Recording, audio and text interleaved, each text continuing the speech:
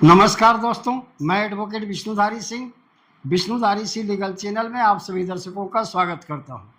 दोस्तों, आज मेरे वीडियो बनाने का टॉपिक है कि शामिलात परिवार में अगर किसी हिस्सेदार की संपत्ति कोई खरीद लिया, वैसी परिस्थिति में खरीदार को बेचे हुए संपत्ति पर कब्जा नहीं मिलेगा।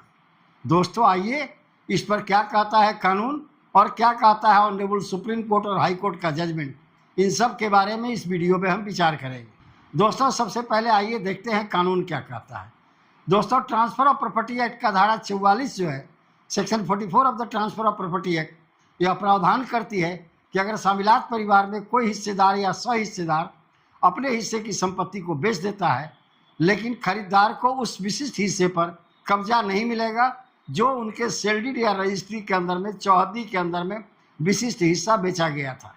आजकल काफ़ी हो रहा है, माफिया लोग, वो लोग किसी भाई से रजिस्ट्री करा लेते हैं, सह हिस्सेदार से रजिस्ट्री करा लेते हैं और ज़मीन पर बलपूर्वक कब्जा कर लेते हैं। जो ज़मीन उनके रजिस्ट्री में लिखी हुई है, जिस बाउंड्री के अंदर में ज़मीन का रजिस्ट्री उन्होंने करवाया है, दोस्तों यह गलत है।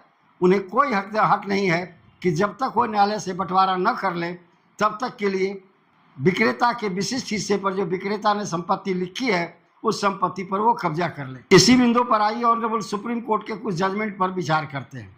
दोस्तों, आज ऑनरेबल सुप्रीम कोर्ट का लैंडमार्क जजमेंट है रामदास वर्सेस सीताबाई, 2009 का जजमेंट है। दोस्तों, इसका सिविल अपील नंबर है 6508 ऑफ 2005। दोस्तों, इस केस के अंदर में ऑनरेबल सुप्रीम कोर्ट ने अपना आदेश सुनाते हुए क्लियर कर दिया, पारा नंबर 17 और पारा नंबर 19 में, कि बिना बंटवारे के शामिलात परिवार में किसी एक हिस्सेदार के द्वारा खरीदी हुई संपत्ति पर खरीदार को उस विशिष्ट संपत्ति पर, उस विशिष्ट हिस्से पर कब्जा नहीं मिलेगा जब तक कि वो मेट्स अनबाउंड बंटवारा न कर ले, न्यायालय में टाइटल पार्टीशन सूट फाइल करके अपने उस हिस्सेदार का जिससे उन्होंने रजिस्ट्री करवाई है, उससे उनका हिस्सा अलग न करवा ले। जब तक हिस्सा अलग नहीं होता तब तक के लिए खरीदार का शामिलात कब्जा ही रहेगा। कोई विशिष्ट संपत्ति पर या विशिष्ट भाग पर जो रजिस्ट्री करवाया है उस पर कब्जा नहीं मिलेगा। इसी केस में ऑनरेबल सुप्रीम कोर्ट ने पारा नंबर 19 में कहा कि किसी भी खरीदार को विक्रेता से विशिष्ट ज़्यादा अधिकार नहीं मिलेगा। दोस्तों, किसी भी विक्रेता का शामिलात संपत्ति में क्या अधिकार है? सिंपल सा है, वो शामिलात संपत्ति में सामूहिक रूप से हिस्सेदार है, अलग उसका कोई विशिष्ट हिस्सा नहीं है, तो खरीदार को भी विशिष्ट हिस्सा नहीं मिलेगा। हाँ दोस्तों, आपका प्रश्न उठेगा कि क्या इस पर म्यूटेशन हो सकता है? म्यूटेशन हो सकता है, दाखिल खारिज हो सकती है, लेकिन शामिलात दाखिल खारिज होगी। जैसे अन्य भाइयों का है उसी के साथ इनका दाखिल खारिज होगा, न कि खरीदार का कोई विशिष्ट रूप से, अलग रूप से दाखिल खारिज कर दिया जाएगा। अब अगला जजमेंट देखते हैं दोस्तों, यह Punjab and Haryana high court का केस का टाइटल है दोस्तों दिलजिंदर सिंह वर्सेस चंदन राम वगैरह। इसका न्यूट्रल साइटेशन नंबर है 2024 PHHC 14692 14692। इसका डेट ऑफ जजमेंट है दोस्तों 24/10/2024, यानी 24 सितंबर 2024 को।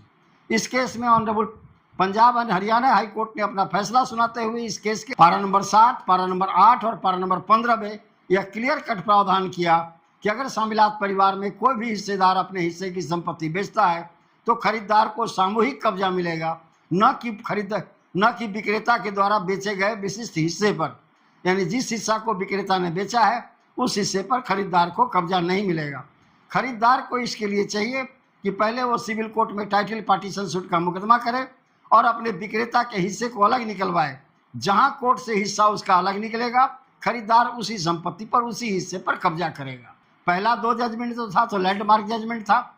यह जजमेंट जो है लेटेस्ट जजमेंट है 2024 का सुप्रीम कोर्ट का। केस का टाइटल है दोस्तों SK गुलाम लाल चंद बनाम नंदलाल शाह। इसका सिविल अपील नंबर है दोस्तों 4177 ऑफ 2024। इसका डेट ऑफ जजमेंट है दोस्तों 10 सितंबर 2024, यानी 2024 का ये लेटेस्ट जजमेंट है दोस्तों। इसके बाद इस पर सुप्रीम कोर्ट ने फैसला नहीं दिया।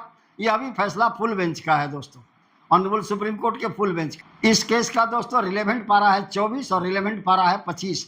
रिलेवेंट पारा 24 के अंदर में ऑनरेबल सुप्रीम कोर्ट ने इस जजमेंट में कहा कि अगर कोई शामिलात परिवार की संपत्ति में कोई सह हिस्सेदार अपना हिस्सा बेच देता है तो खरीदार को उस बेचे हुए हिस्से पर कब्जा नहीं मिलेगा, विशिष्ट हिस्से पर कब्जा नहीं मिलेगा। खरीदार को सामूहिक रूप से कब्जा मिलेगा, सामूहिक रूप से वो फसल उगाए और बाद में फसल का बंटवारा कर ले।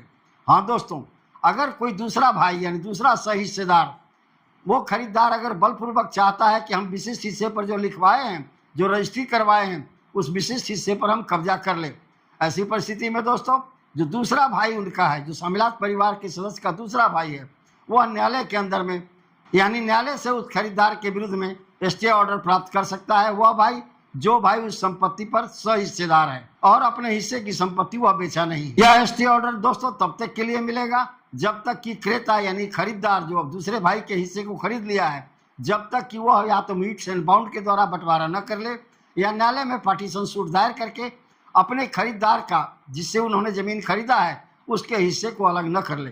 तो दोस्तों आज के वीडियो का टॉपिक यही था कि शामिलात परिवार में अगर कोई सदस्य अपना हिस्सा बेच देता है, वैसी स्थिति में खरीदार को किसी विशिष्ट हिस्से पर कब्जा नहीं मिलेगा जब तक कि वह न्यायालय में बंटवारा न कर ले। दोस्तों इस पर कानून क्या कहता है वो मैंने बताया, section 44 transfer of property act. और दोस्तों इस पर 3 जजमेंट मैंने आपके समक्ष प्रस्तुत किया। धन्यवाद। अब विशेष अगले वीडियो में।